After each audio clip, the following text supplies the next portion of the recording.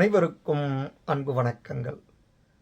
இன்றைய சிந்தனை துளிகளிலே நாம் பார்க்க இருப்பது எவர் மனதையும் புண்படுத்தாதே.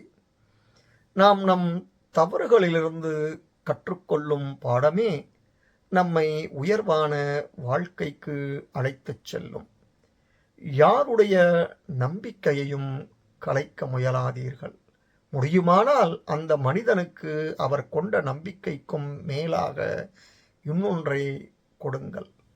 பிறருக்கு உதவும் வாய்ப்பு கிடைத்தால் பலனை எதிர்பார்க்காதீர்கள். அதை கடவுள் கொடுத்த வாய்ப்பாக நினையுங்கள். உடைந்த மனதை மீண்டும் செதுக்க பல மணி நேரம் தேவைப்படும். ஆனால் ஒரு மனதை உடைக்க ஒரு வினாடி கூட அதிகமே. வாழும் வரை எவர் மனதையும் புண்படுத்தாமல் வாழ்ந்துவிட்டு செல்வோம். நன்றி, வணக்கம்.